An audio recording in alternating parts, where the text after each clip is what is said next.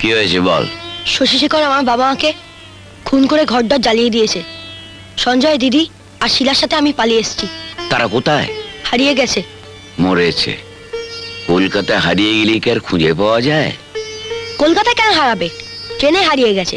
আমি জল আনতে গেছিলাম, ট্রেন ছেড়ে দিয়েছে। ট্রেনে হারিয়ে গেছে?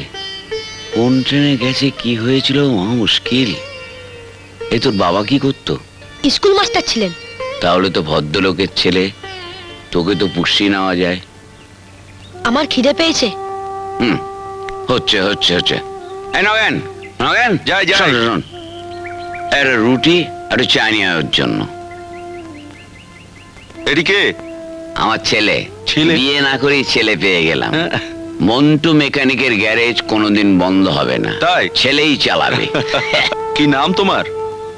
অমর। না না না, অমর ফমর হবে না। তুই আমার রাজত্ব দেখবি না, আজ থেকে তোর নাম হবে রাজা। দাঁত বার করে হাসতে হবে না। যাও রুটি আর চাটা নিয়ে এসো, খাইয়ে দাইয়ে ওকে নিয়ে আমি এখন বাড়ি যাবো।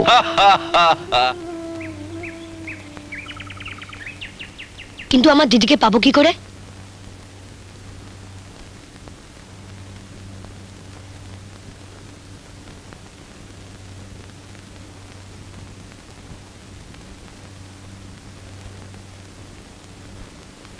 চল। এই যে কাজল, কিছু বলবেন চ্যাটার্জি সাহেব? বলছি তোমার সংসার কেমন চলছে?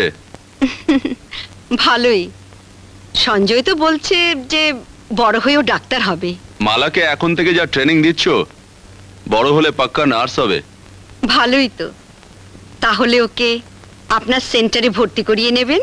শিওর শিওর, মালা আমাদের হসপিটালেই কাজ করবে।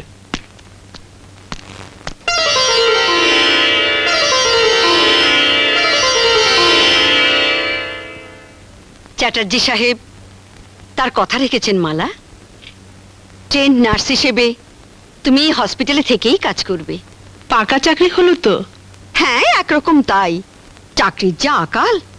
তাছাড়া সঞ্জয় শিলাকে ছেড়ে চাকরি নিয়ে বাইরেও তো যেতে পারবে না। সেই ভালো হলো কাজলদি, সঞ্জয় শিলা চোখের সামনে থাকবে আর অমরকেও খুঁজতে পারবো। চ্যাটার্জি সাহেবের সুনজরে যখন পড়েছিস তখন চাকরিটা একরকম পাকাই ধরে নিতে পারিস। শিলা, শিলা, সঞ্জয়, সঞ্জয়, আরে কোথায় তোরা? একটা দারুণ খবর ছিল, তোরা কাছে এলে বলবো না।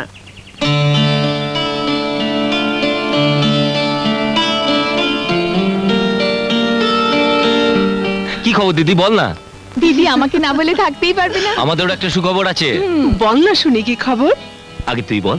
আমি হাসপাতালে নার্সের চাকরি পেয়েছি। হ্যাঁ কর। চাকরি পেলাম আমি, আর মিষ্টি খাওয়াচ্ছিস তোরা। ভাই বোনের জন্য নিজের কথা ভুলে যাবি দিদি? এই একদিন তোর জন্য অপেক্ষা করি। বছরের একটা দিন, একদিন তোর সেবা করার সুযোগ পাই। আজকে বলতো? জন্মদিন। তোমার জন্মদিন। এই নমস্কার কর।